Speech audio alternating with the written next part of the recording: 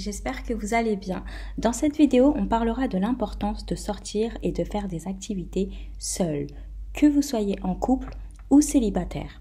Sortir seul peut être une source d'appréhension pour certaines personnes, c'est pourquoi j'ai décidé de faire cette vidéo pour que vous puissiez franchir le pas, être davantage confiante et avoir une connaissance des actions à mettre en place en amont mais aussi pendant votre sortie. Personnellement, j'aime beaucoup sortir seule.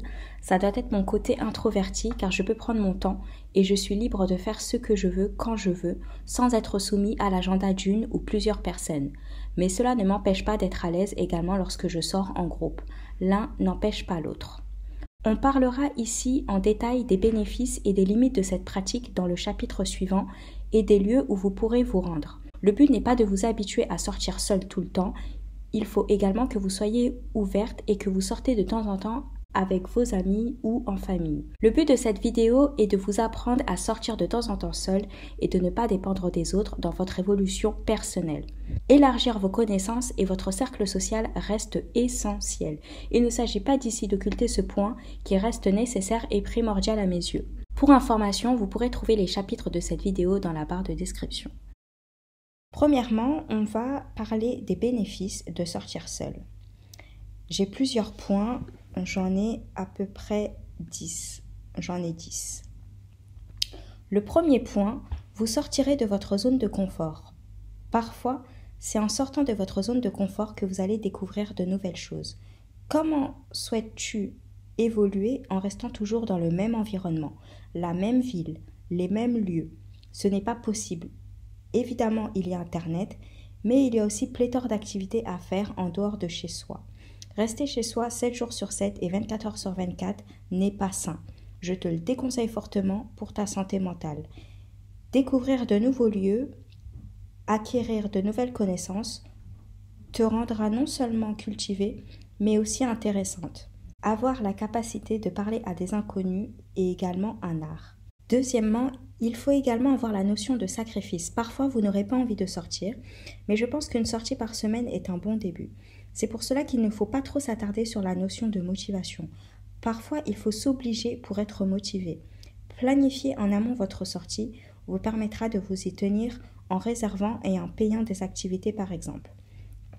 En étant chargé de recrutement, quand vous appelez des candidats, vous n'allez pas forcément contacter des candidats qui ont postulé à l'offre pour lequel vous cherchez une personne ou plusieurs personnes.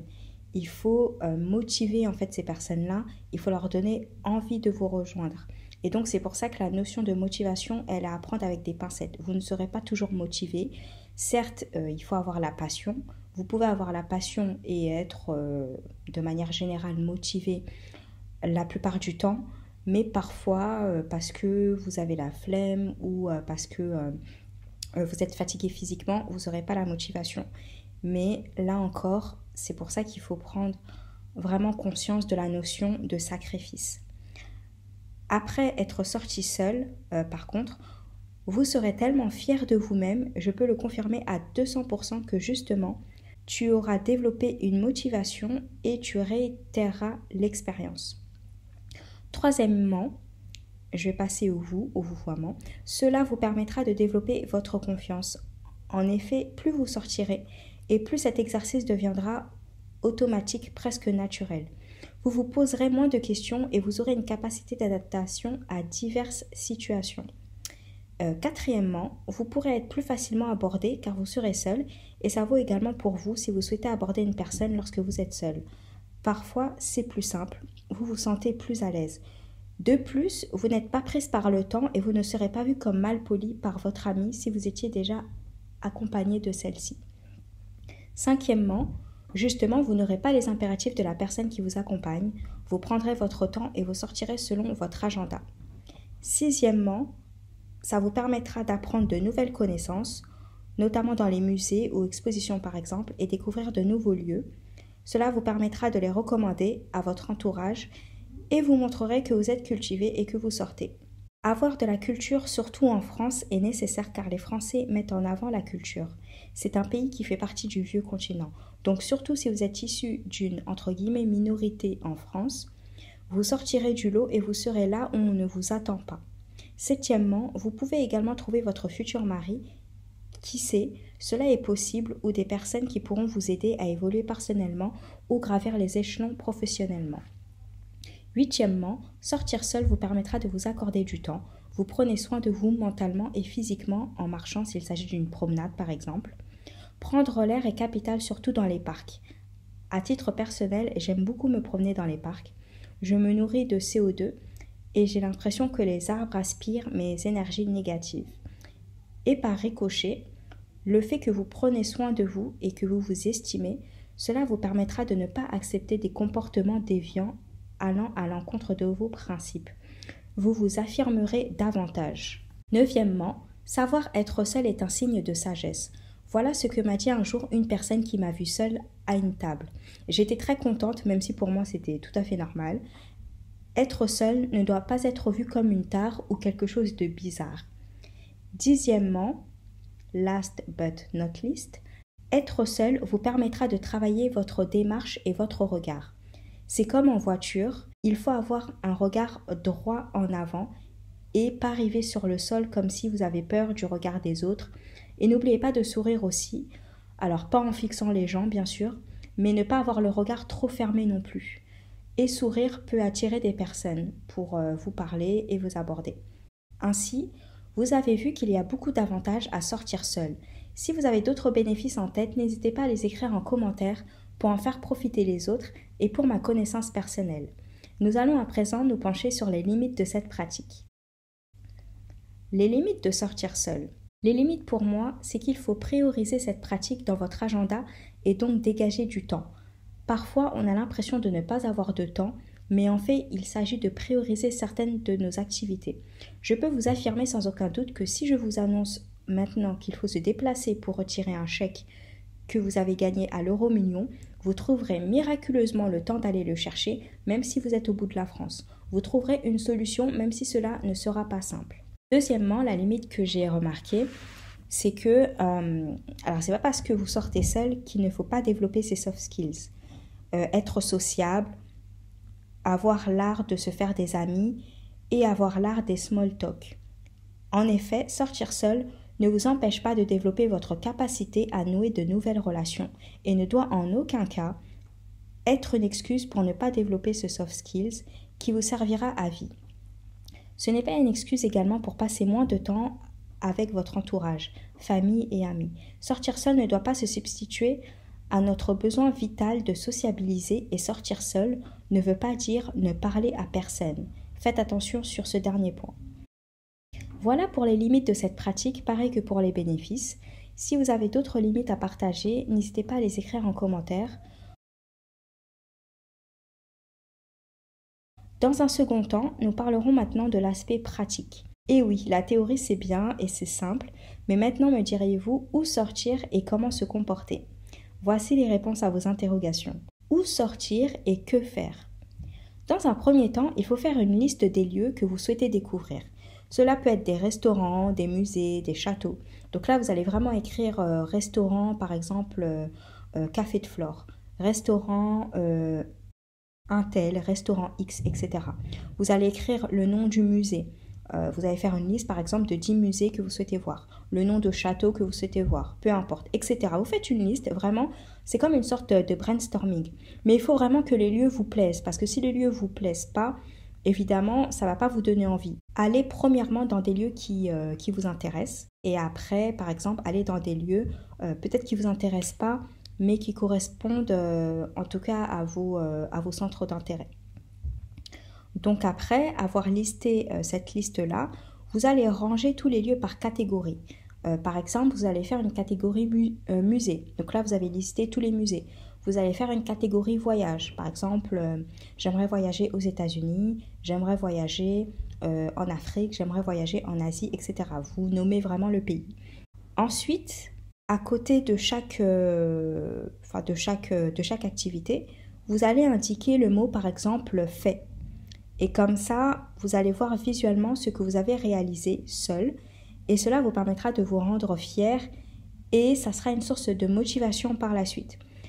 À titre personnel, moi j'utilise Google Drive pour pouvoir faire des onglets et c'est simple d'utilisation Et quand je suis dehors, je peux consulter mon Google Drive avec la 4G, il n'y a pas de souci. Même quand je suis chez moi avec la Wi-Fi. Voilà. Je vous conseille, si vous êtes novice, de vous focaliser sur 2 ou 3 activités principales pour ne pas être prise sous une avalanche d'informations. Mieux vaut se focaliser sur peu de sujets, mais que vous maîtrisez parfaitement, que de prouver que vous êtes un culte en souhaitant maîtriser plus de sujets que vous ne le pouvez. Ainsi, par exemple, j'ai décidé de me focaliser sur les musées, les restaurants et sur le luxe qui fait vraiment partie de l'histoire de la France. Par contre, je sors souvent accompagnée d'une personne dans les restaurants, d'une seule personne, ça me suffit. Mais lorsque je suis seule ou que j'ai des RDV dans la journée, donc des RDV, des rendez-vous, hein, lorsque j'ai des rendez-vous dans la journée et que je me déplace seule, je n'ai pas peur de manger seule dans les restaurants. Je me dis pas je vais pas manger parce que je suis toute seule. Non. Moi, si j'ai faim, je rentre toute seule dans un restaurant et je mange en fait. J'ai pas cette peur-là, j'ai pas l'appréhension ou quoi que ce soit. J'ai développé une certaine confiance en moi et je vais pas me priver de manger, je vais pas avoir mal au ventre juste parce que je suis toute seule et que j'ai pas envie que les gens me voient seule. Alors là, pas du tout. Pour le luxe par exemple, j'ai décidé de me focaliser sur une maison en particulier. On ne parle pas ici de marque, mais de la maison Dior ou la maison Prada par exemple. C'est très mal perçu si par exemple vous parlez de la marque Dior ou de la marque Fendi. On ne parle pas du tout de marque. Le vocabulaire du luxe, il faut l'acquérir et le vocabulaire du luxe, vous devez nommer les enseignes en disant maison. Donc si vous parlez de Dior, vous direz la maison Dior. Si vous parlez de Balenciaga, vous direz la maison Balenciaga, etc. Et puis, une fois que vous maîtriserez l'histoire d'une maison, de ses créations iconiques, des actualités de cette dernière et de leurs projets à venir, vous pourrez découvrir une nouvelle maison. Vous voulez découvrir toutes les maisons en même temps, en fait, vous allez avoir un flux d'informations et vous allez plus savoir quelles pièces iconiques appartiennent à telle maison, à telle maison. Mieux vaut, voilà, comme je vous le disais tantôt, que vous focalisez sur une maison en particulier, que vous maîtrisez le sujet sur une maison et ensuite, hop, vous passez à une autre maison. Vous pouvez sortir dans les musées, c'est gratuit avant 26 ans, donc de 18 ans à 25 ans, et il faut être ressortissant d'un pays de l'Union européenne. Donc là, il faut sortir également la carte d'identité ou le passeport. Si vous avez la carte étudiante, vous avez également des réductions, ainsi que si vous êtes demandeuse d'emploi. Et certains musées sont gratuits les premiers dimanches du mois, donc vous n'avez plus d'excuses. Je vais vous partager maintenant les musées qui sont gratuits tout le temps. Donc il n'y a pas de limite d'âge ou quoi que ce soit, c'est vraiment des musées qui sont gratuits tout le temps. Après, n'hésitez pas à vous rendre dans les sites internet des musées pour savoir s'il y a une réservation à faire. Parce que peut-être qu'il y a des réservations à faire, mais par contre ce sont des musées qui sont gratuits. Vous avez le musée de la Reine de Lutèce, le musée Art moderne de la ville de Paris, la maison de Balzac, le mémorial de la Shoah, le musée Carnavalet, la maison Victor Hugo, le musée Cernouchi, c'est l'art asiatique, et le musée du Petit Palais qui se trouve à l'arrêt Champs-Élysées-Clémenceau, ligne 13, juste avant le pont. C'est très joli, je vais vous mettre quelques photos et vous pouvez vous restaurer là-bas. Alors il me semble qu'il y a des boissons et vous pouvez vous asseoir dans le petit jardin s'il n'y a pas grand monde, mais c'est vraiment agréable. Et vous avez ensuite les musées qui sont gratuits les dimanches. Donc là, pareil, il n'y a pas de restriction d'âge, etc. C'est des musées qui sont gratuits les dimanches. Donc vous avez le musée d'Orsay, le musée du Quai Branly, l'Orangerie, l'histoire de l'immigration, l'art et métiers, le musée national Picasso, le musée de l'air et de l'espace.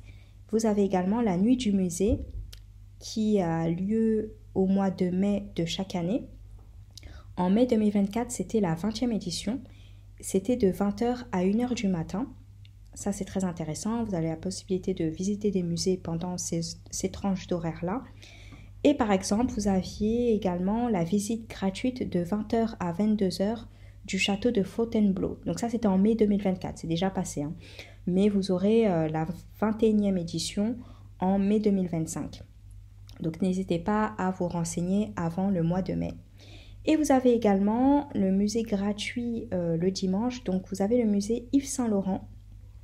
D'ailleurs, ils disent que c'est que c'est gratuit les dimanches, mais en fait même en semaine, le musée Yves Saint Laurent il est gratuit en semaine. C'est juste qu'il faut réserver. Encore une fois, allez vous renseigner également sur le site internet de ces musées-là. Moi je suis partie au musée Yves Saint Laurent, c'était vraiment top. Le sujet c'était la transparence, donc il y avait vraiment des pièces iconiques qui faisaient référence à cette notion-là de transparence. I see you smile at me. And when you are me. Et j'étais partie en pleine semaine, j'étais partie un vendredi il me semble. Oui, un vendredi. Et il suffisait juste de réserver sur le site internet du musée et vous rendez, il n'y avait pas grand monde puisque c'était un jour de semaine. Par contre, il faut réserver. Donc, comme je vous l'ai dit, pour tous les musées que j'ai cités, il faut voir s'il y a des réservations à faire. Et faites attention également parce que si vous modifiez la date ou si vous annulez, vous avez parfois un montant à payer. Moi, par exemple, j'avais réservé une première fois au musée Yves Saint Laurent, mais j'ai modifié la date et j'ai dû payer 1 euro. 1 euro, voilà, c'est pas très cher, mais il faut quand même avoir l'information au cas où. Ensuite, concernant les restaurants, par exemple, vous pouvez y aller seul ou accompagné d'une personne, soit une fois par mois si vous n'avez pas beaucoup d'argent ou une fois toutes les 2 semaines si vous avez le budget. Cela dépend vraiment du budget que vous avez. Ne vous ruinez surtout pas si vous êtes étudiante. C'est pas le but. Vous pouvez manger et regarder les gens autour de vous, prendre conscience de votre environnement. Quand je vous dis ça, j'ai l'impression d'être dans la vidéo du youtubeur Cédric Michel qui fait des vidéos sur la méditation, etc. Mais c'est vraiment vrai en fait. Vous pouvez prendre conscience de votre environnement, profiter du moment présent ou lire un livre également en attendant chaque plat, entre chaque plat. Voilà. Ne soyez pas non plus trop focalisé sur votre ordinateur, sur votre téléphone portable ou sur le livre également, parce que l'idée c'est de profiter du moment, voilà. À moins que vous travaillez en bibliothèque. Donc si vous travaillez en bibliothèque, évidemment c'est normal que vous soyez sur votre téléphone portable ou votre PC si vous travaillez. Parce que en fait l'idée c'est qu'on verra que vous souhaitez combler votre ennui en faisant exprès de répondre à 10 000 textos. Et entre nous, on sait très bien que vous n'avez jamais reçu ces 10 000 textos. Et vous ne serez pas à l'aise et votre vibration d'énergie sera basse parce que vous vous forcez, ça ne sera pas naturel. Le but, c'est que vraiment vous soyez naturel et que vous preniez du plaisir à être seul. Ça ne doit pas être un moment de torture, sinon ce n'est pas la peine. Si vous n'avez pas beaucoup de budget, privilégiez dans ce cas les activités gratuites et / ou seulement réservables. Donc comme je vous l'ai dit, faites attention à certaines annulations ou modifications de date. Concernant les lieux à visiter à Paris, il y a également 2 astuces que j'utilise beaucoup et que j'ai souhaité partager avec vous. La première astuce, c'est d'aller sur le site internet Sortir à Paris. C'est une bonne source d'information. À titre d'exemple, grâce à ce site, j'ai pu assister à un défilé gratuit il y a longtemps, proche de la Seine, ouvert au grand public avec des stars qui étaient présentes comme Eva Longoria. Il y avait, alors vous connaissez peut-être la youtubeuse Nikki, j'ai fait une vidéo sur elle. C'est une youtubeuse et elle a une sœur qui est mannequin, qui s'appelle Dekito. Et donc Dekito était en train de défiler également. Et il y avait également celui qui joue le rôle de Jaime dans Game of Thrones, l'acteur Nicolas Coster-Waldau. Il était là également et il a défilé. Franchement, c'était super bien. On était assis sur des marches en pierre. Donc ça, c'était pour le public, on va dire entre guillemets lambda. Et en fait, les personnalités, elles étaient sur un bateau qui était de l'autre côté de la Seine. Et le défilé était carrément sur la Seine, en fait. Donc c'était vraiment inédit.